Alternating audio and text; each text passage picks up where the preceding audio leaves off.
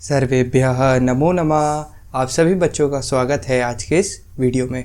बच्चों, आज हम कक्षा 10 की संस्कृत के 10वां पाठ के भाग 2 को शुरू करेंगे।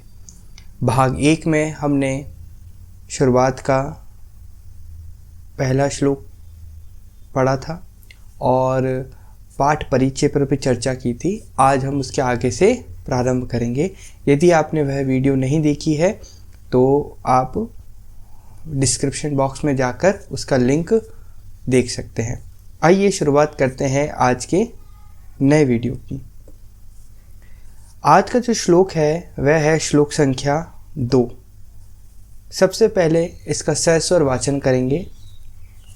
भुक्ता मृडाल पटली भवता निपीता न्यम्बूनि यत्र नलिनानि निषेवितानि रेराजहंस वदतस्य सरोवरस्य कृत्येन केन भवितासि कृतोपकारः। एक बार पुनः। भुक्ता मृडाल पटली भवता निपीता न्यम्बूनि यत्र नलिनानि निषेवितानि रेराजहंस वदतस्य सरोवरस्य कृत्येन केन भवितासि कृतोपकारः। एक एक पंक्ति मैं बोलूँगा, उस पर आपको दोहराना है, आपको सीखना है ये कैसे इसका सस्वर वाचन होता है।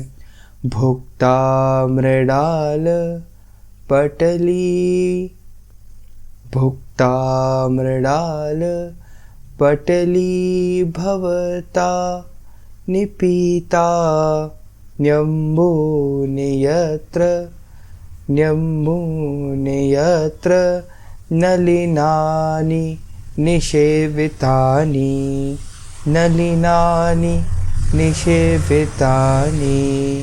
रेराजहंस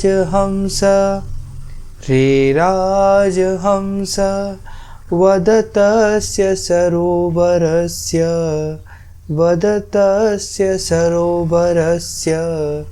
कृत्येन केन भवितासि कृतोपकारः।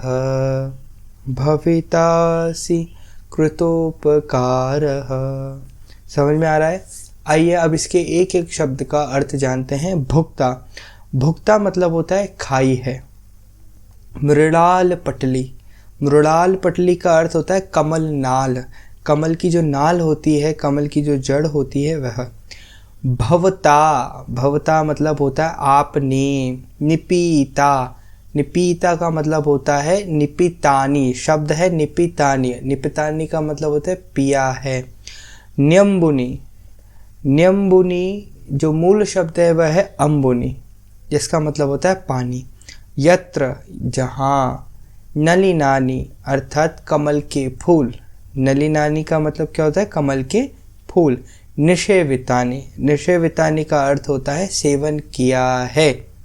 रे राजहंस, हे राजहंस यानी हंस। वद, वद मतलब बोलो। तस्य यानी उस। सरोवरस्य, सरोवरस्य अर्थात तालाब का। कृत्येन काम से। केन किस। भवितासि होंगे, भवितासि शब्द यहाँ पर भविष्य का सूचक है, फ्यूचर का सूचक है। कृतोपकारः मतलब ऋण मुक्त। तो अब इन शब्दों को हम क्या करेंगे? अन्वय के रूप में देखेंगे। इसका अन्वय देखिए। रे राजहंस यत्र भवता मृडाल पटली भुक्ता अम्बुनि निपितानि नलिनानि निषेवितानि वद तस्य सरोवरस्य कृतोपकारः केन कृत्येन भविता असि। अर्थात इसका सरल अर्थ ये है कि हे राजहंस, जहाँ आपने कमल नाल के समूह को खाया है, जल को भलीभांति पिया है, कमलों का सेवन किया है, बोलो उस सरोवर का किया गया उपकार किस कार्य से यानी किस प्रकार से चुकाओगे। तो यहाँ पर कवि राजहंस से पूछ रहा है, राजहंस को बोल रहा है कि हे राजहंस, तुम जहाँ रहे हो, कहाँ रहे हो, तुम कहाँ रहते हो, तालाब में। हे राजहंस, तुम तालाब में रहे हो और तुम्हें यहाँ से सब कुछ मिला है ना। तुम्हें अपने जीवन को चलाने के लिए यहाँ पर सब कुछ मिला है। तुम यहाँ का पानी पीते हो, तुम इस पानी में उगने वाली जो कमल है, कमलों का भी सेवन करते हो और अपना पूरा जीवन तुमने यहीं बिताया है। तालाब का तुम्हारे ऊपर बहुत बड़ा उपकार है। अब तुम मुझे ये बताओ कि तुम इस तालाब का जो ये उपकार, ये इसने जो भलाई की है तुम्हारे ऊपर, तुम इसे कैसे चुकाओगे। अर्थात तुम इसे नहीं चुका सकते। यहाँ कवि इस श्लोक के माध्यम से समझाना चाह रहा है कि हम जो भारतीय लोग हैं या फिर पूरे मनुष्यत्व की बात करते हैं, कि उदाहरण के तौर पर ये समझिए, ब्रेन ड्रेन कर कर एक बड़ी समस्या पाई जाती है, विश्व में पाई जाती है मैं ऐसा कहूँ, या भारत के लोग ज़्यादा ब्रेन ड्रेन जो समस्या है इससे प्रभावित है। ब्रेन ड्रेन का शाब्दिक अर्थ ये होता है प्रतिभा पलायन, प्रतिभा पलायनता। मतलब क्या होता है कि किसी देश के लोग जब बहुत पढ़ लिख लेते हैं और फिर वह क्या करते हैं, देश से पलायन कर जाते हैं, बाहर चले जाते हैं और बाहर जाके कमाई करते हैं, कमाई के लिए वे बाहर चले जाते हैं। जैसे भारत में देखा जाता है कि भारत के जो डॉक्टर, इंजीनियर्स, ये जो बड़े बड़े पद के जो लोग होते हैं, वे क्या करते हैं, पढ़ने के बाद बाहर चले जाते हैं, अमेरिका चले जाते हैं, कनाडा चले जाते हैं और वहाँ पर ज़्यादा तनख्वाह के लिए अपने देश को छोड़ जाते हैं और अपने देश के लिए काम नहीं करते। तो ऐसे लोगों के लिए ये श्लोक बताया जा रहा है। कवि कहते हैं कि जहाँ तुम बचपन से लेकर उस स्थिति तक, जब तक तुमने कोई पद हासिल नहीं किया, तब तक तुम यहीं रहे, यहीं से ही पढ़ाई हासिल करी, यहीं के ही लोगों के साथ तुमने बातचीत की और सभी प्रकार के खाना पीना रहना सारे चीज़ तुमने यहाँ पर किया। फिर जब तुम बड़े हो जाते हो या तुम्हारे पास कुछ आ जाता है, तुम किसी पद पर हो जाते हो, तब तुम इस देश को छोड़कर चले जाते हो। ये देश के ही नहीं, यहाँ पर घर की भी बात मैं कह सकता हूँ। घर में जब हम छोटे होते हैं, छोटे से लेकर बड़े तक हम घर में ही रहते हैं, ठीक है, हर प्रकार की सुविधाएं हमें मिलती है। लेकिन जैसे ही हमारे पास कुछ धन आ जाता है, ये प्रतिष्ठा आ जाती है, पद आ जाता है, तो हम क्या करते हैं, उन घर वालों को ही सबसे पहले लात मारते हैं, है ना। सबसे पहले हम उसे ही लात मारते हैं और आगे बढ़ जाते हैं, ठीक है। तो ऐसा नहीं करना है। जिसने हमें बचपन से पाला है, जिसने बचपन से हमारा पालन पोषण किया है, सबसे पहले उसका क्या करना है, धन्यवाद करना है और उसे हमारी वजह से किसी भी प्रकार की कोई दुख ना हो, इस बात का भी ध्यान रखना है। और हम अगर कुछ कर सकते हैं अच्छा तो उनके लिए करें, बाकी उनको दुख ना दें। तो ये यहाँ पर इस श्लोक के माध्यम से समझाया जा रहा है। आइए अब दूसरे श्लोक पर चर्चा करते हैं।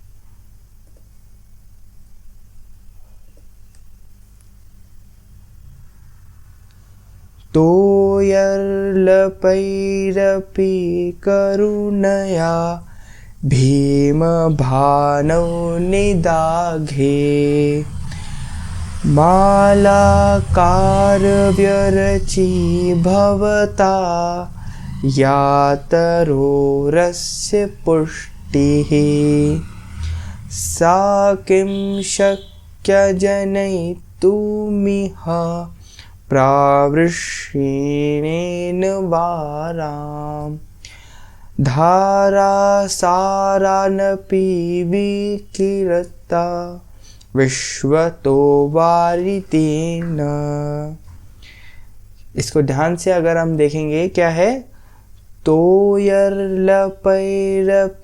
करुणया भीम भानौ निदाघे मालाकार व्यरची भवता यातरोरस्य पुष्टिः सा किं शक्य जनयितुमिह प्रावृषेणेन वाराम् धारासारानपि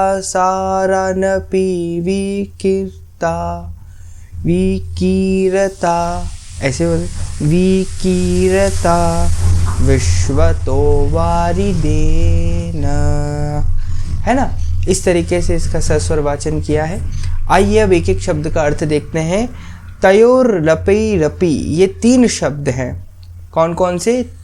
तो यह, तो यही मतलब जल से, अल्प ही मतलब अल्प यानी थोड़ा, अपि मतलब भी, करुण्या का मतलब होता है दया से, भीम भानव का अर्थ है सूर्य के अधिक तपने पर, निदाघे मतलब ग्रीष्म काल में, मालाकार अर्थात माली, फार्मर जो होता है, व्यरची किया गया, भवता आपके, या जो, तरोरस्य का अर्थ होता है तरोहो वृक्ष का, और अस्य यानी इस, तरोरस्य 2 शब्दों से मिलकर बना है, तरोहो और अस्य।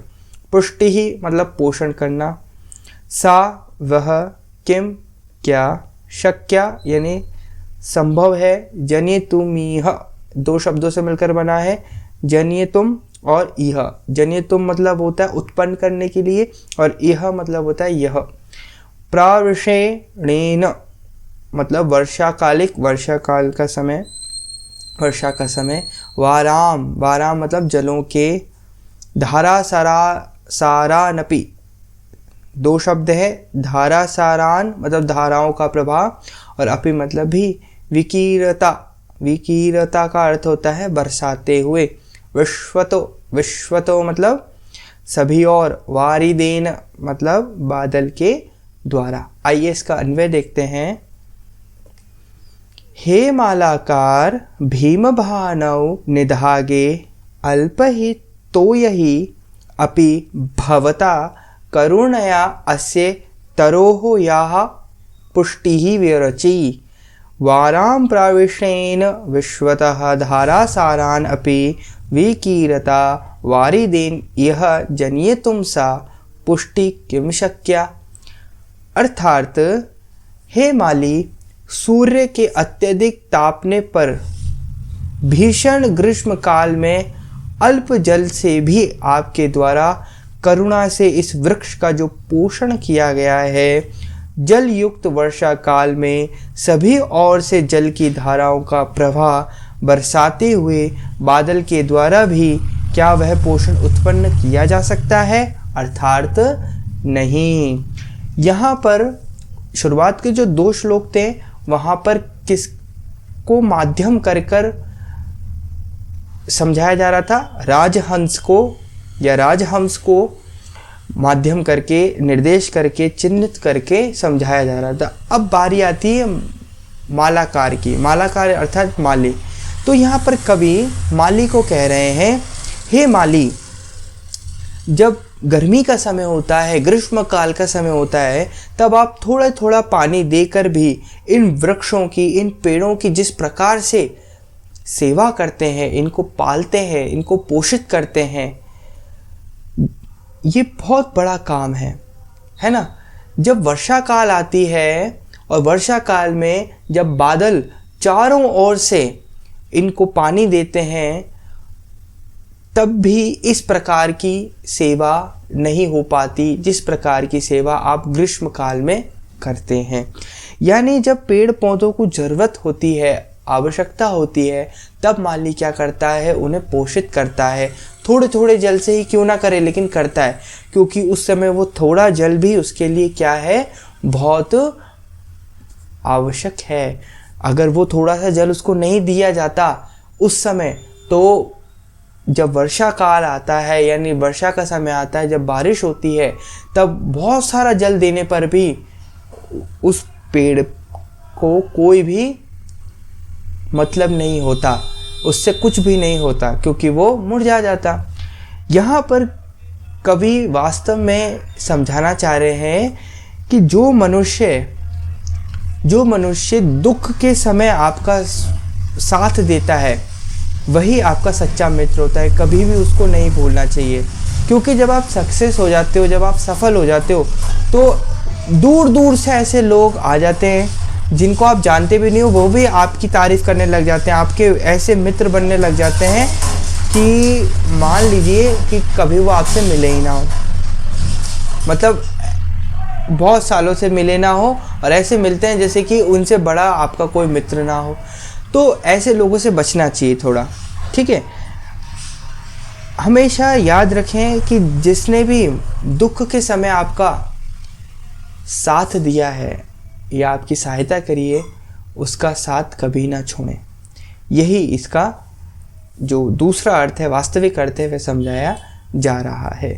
यानी कि मूलतः यहाँ पर आपके जो परिवार वाले हैं, यानी आपके जो माता पिता हैं, उनके विषय में यहाँ कहा जा रहा है कि बचपन से लेकर बुढ़ापे तक वही आपके साथ रहते हैं। मतलब जब तक आप अपने पैरों पे खड़े नहीं हो जाते, काबिल नहीं हो जाते, तब तक वह आपके साथ रहते हैं। तो कभी भी उनका अनादर नहीं करना चाहिए, कभी भी उनका दिल नहीं दुखाना चाहिए। इस प्रकार का संदेश इस श्लोक के माध्यम से आपको दिया जा रहा है। तो आगे के श्लोकों पर आने वाली वीडियो सेक्शन में चर्चा करेंगे। अगर आपको कुछ समझ में ना आया हो तो वह आप मुझसे चर्चा कर सकते हैं कमेंट बॉक्स के माध्यम से। और अगर आपको वीडियो अच्छी लगी हो, समझाने का तरीका अच्छा लगा हो, तो वीडियो को लाइक करें और चैनल को सब्सक्राइब करें और अपने सभी मित्रों के साथ इस वीडियो को साझा करें। आज के लिए इतना ही, धन्यवाद।